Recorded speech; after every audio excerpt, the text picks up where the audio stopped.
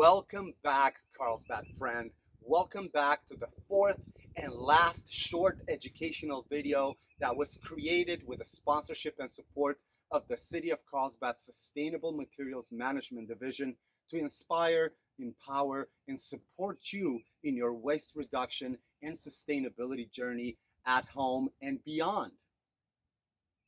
In this fourth short video, we are going to talk about some little tips and tricks on home composting. We've been teaching home composting for 8 years in the city of Carlsbad, with a lot of residents picking up on this very, very sustainable practice. In the past videos, we talked about the benefits of waste reduction and sustainability when you grow some or a lot of your food at home. Check out that video. In the second short video, we talked about different types of home cleaning supplies that you can make yourself, and therefore reducing a lot of the plastic and other associated pollution and health problems that come with many of the store-bought home cleaning supplies. In the third video, we discussed about different ways that you can bring sustainability to your home celebrations, to when you bring your community in. We talked about the different type of utensils, the different types of table arrangements that you can do to reduce and ideally really eliminate waste from your celebrations. We also discussed about certain non-alcoholic libations that you can make that could be very, very, very, very memorable for all of your friends, all in the spirit of sustainability, all in the spirit of waste reduction.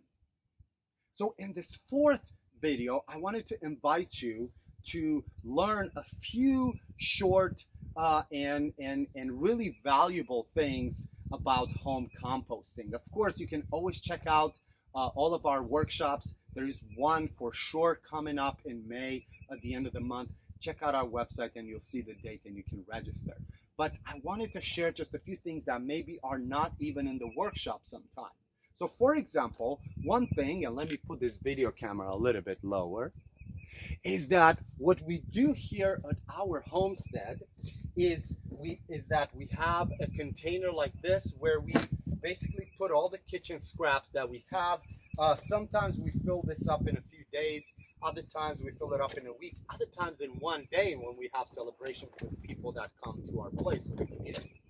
And the first stop that we make with our kitchen scraps is by our vermicompost system, our composting with worms. This is a very simple system. We've had many in the past 8 years.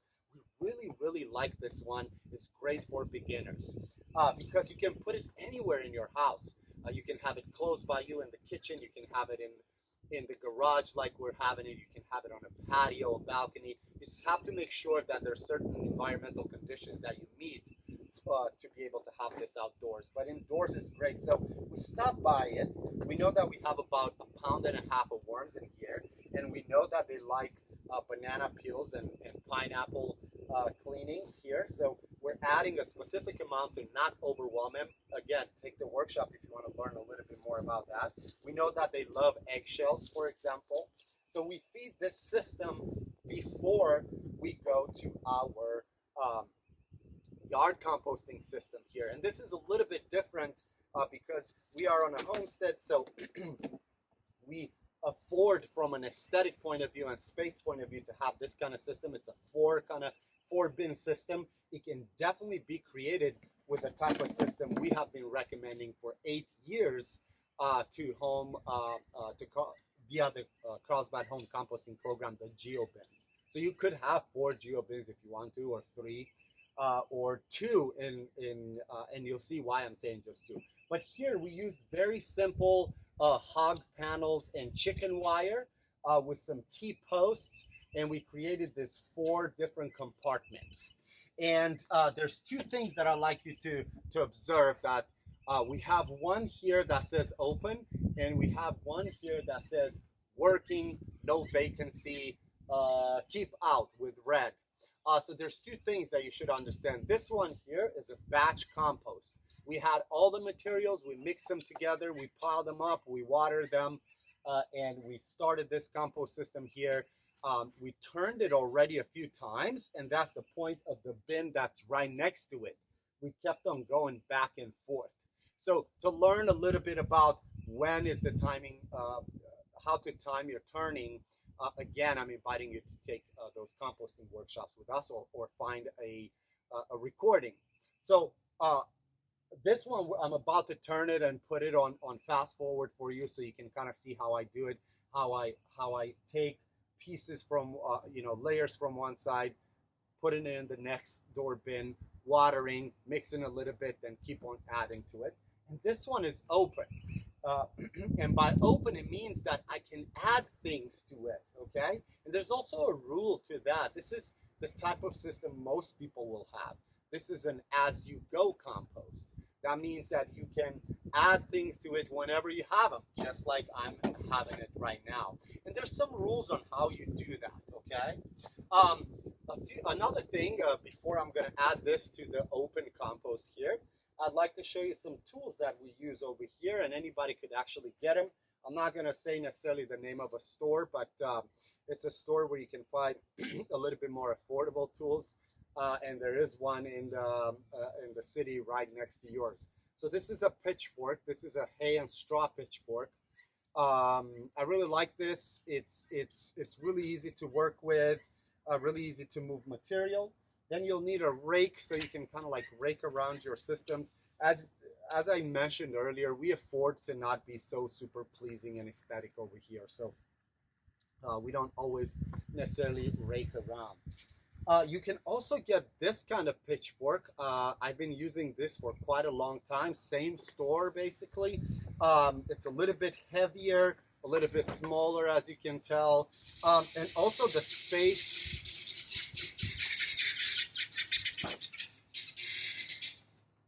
And also the spacing here between the teeth, as you can tell, you're not going to lose so much of that material. So let me show you what I do first when I come to feed my open pile here, my as-you-go pile. The first thing that I do, you'll see my other compost has a thermometer. I don't even have a thermometer here. The only thing that I could have here is basically some type of device that monitors moisture. But just by moving the top layer, I can tell that there's quite a lot of moisture. I've been watering on a regular basis. I water this basically every time I come to add something. So what you would have to do is come here and basically remove some of that top layer of material. Usually is brown material. This one I see that it's a little warm, which is really encouraging here that a small pile like this is getting warm. So I'm just removing some of that brown material from the surface, making kind of like a pit here. And then I bring my materials that I had from the kitchen. I dump them right in the middle here so I don't make a mess. I usually clean the bin right away. I have a hose over here. I forgot to say a hose. You'll need a hose next to your compost.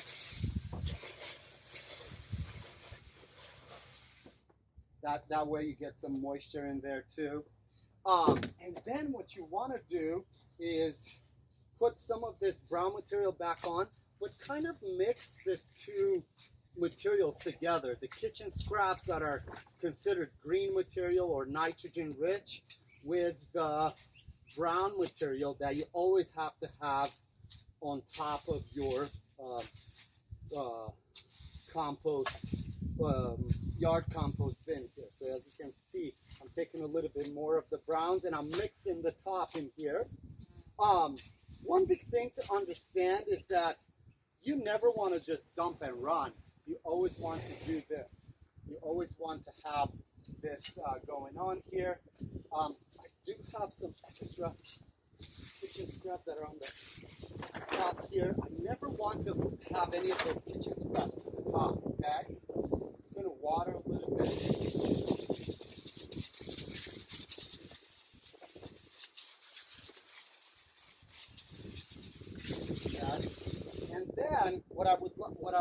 do, and I'm gonna use, I'm gonna go right around over here. I'm gonna go get, I have some brown material here in the back. I'm gonna take some of that brown material.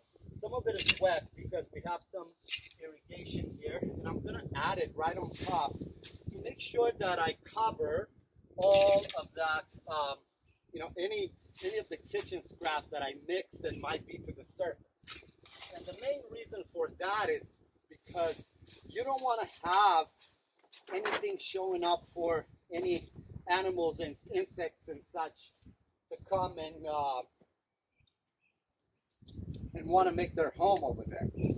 So now let me show you how I turned my batch compost system here. So this one, I'm going to remove the vermicompost.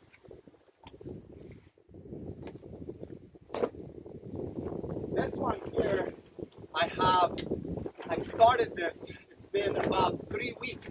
So I'm probably going to see some decomposition in there, okay? So I started 3 weeks ago and I monitor it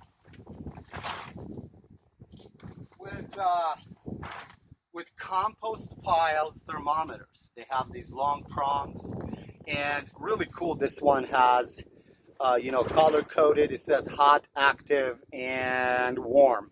Okay, so you kind of want it halfway through, you know, like in the beginning of the hot and during the active. That's kind of like where you really want it. Warm will tell you that will start warming up. But basically, one little tip is that if you use these, it's going to be easier for you to know when to turn.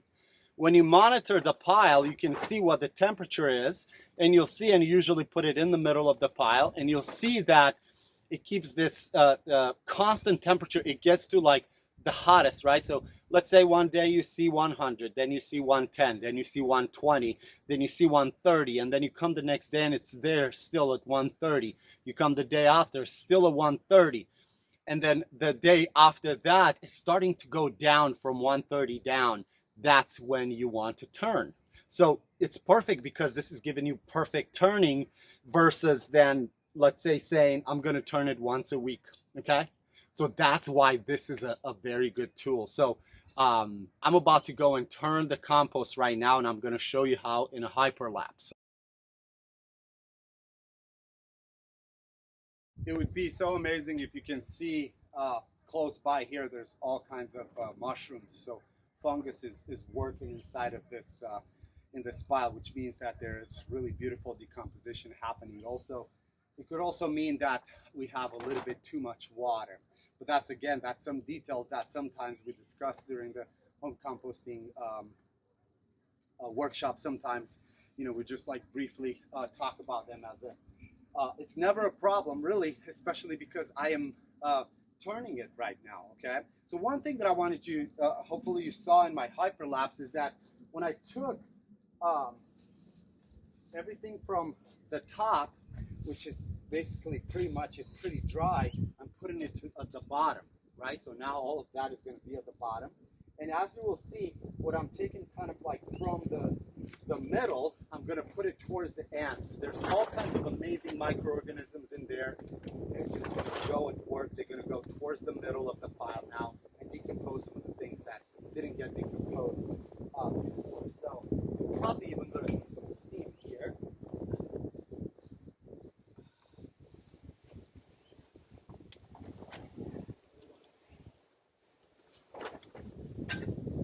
When I'm turning, I'm basically shaking it a little bit just to not have it so compacted by all that water that was in it.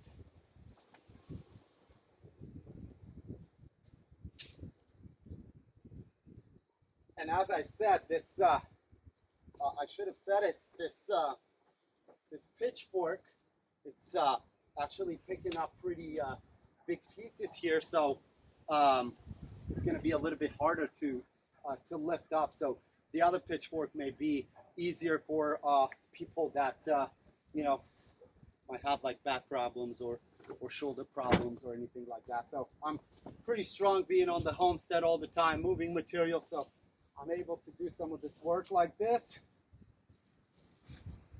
There's no smell whatsoever, which is a good thing. And there's definitely steam. You can't see it. It's actually pretty warm outside, but there's still steam in there. It was reading, the thermometers was reading about 130. Well, between 120 and 130, which makes it really active. But I'm turning it because I think it had quite a lot of water. Actually, I usually cover it, and I left it uncovered the other day, and we had some rain here.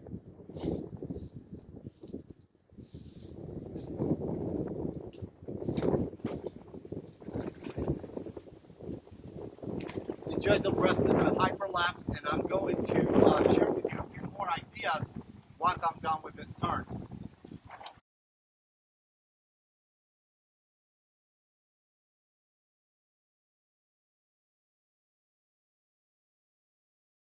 Now that was a great workout. This is how we stay fit. You know, another benefit, another function of composting at home is to stay fit.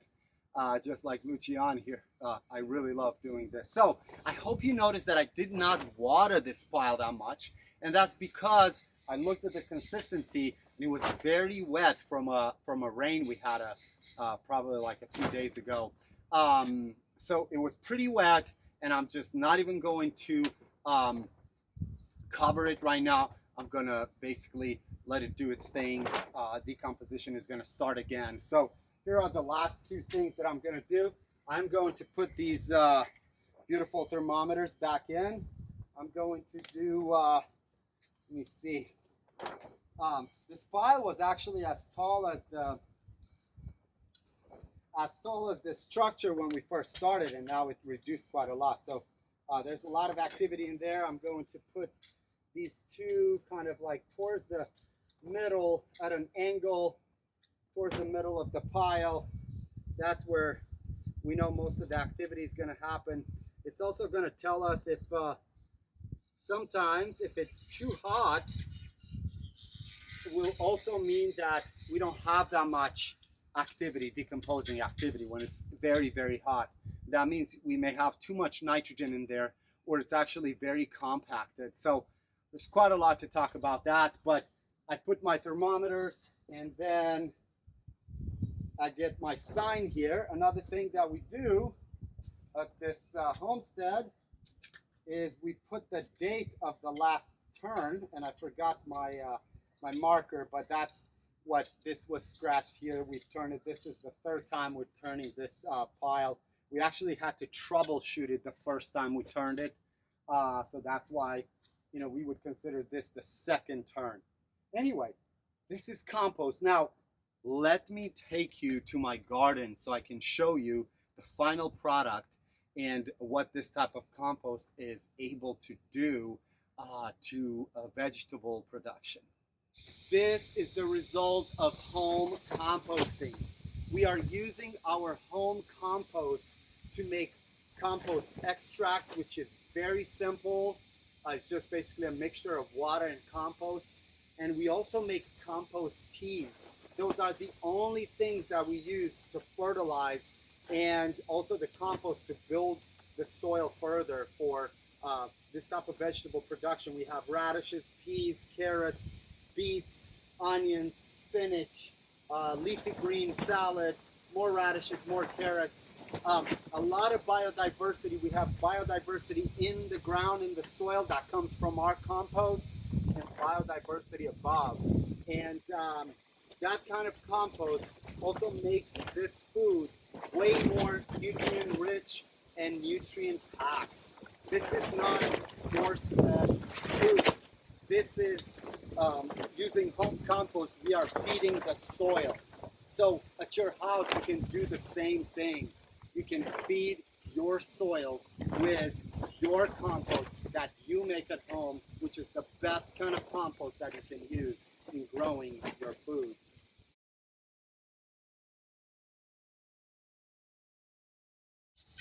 Here is the really fun part.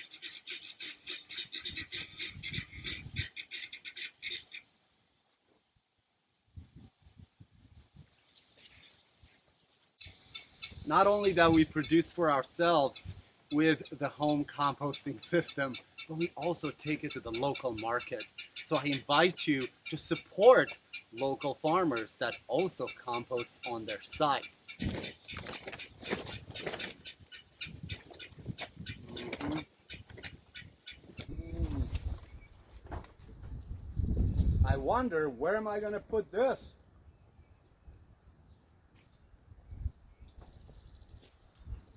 Remember, never dump and run. Thank you for joining me.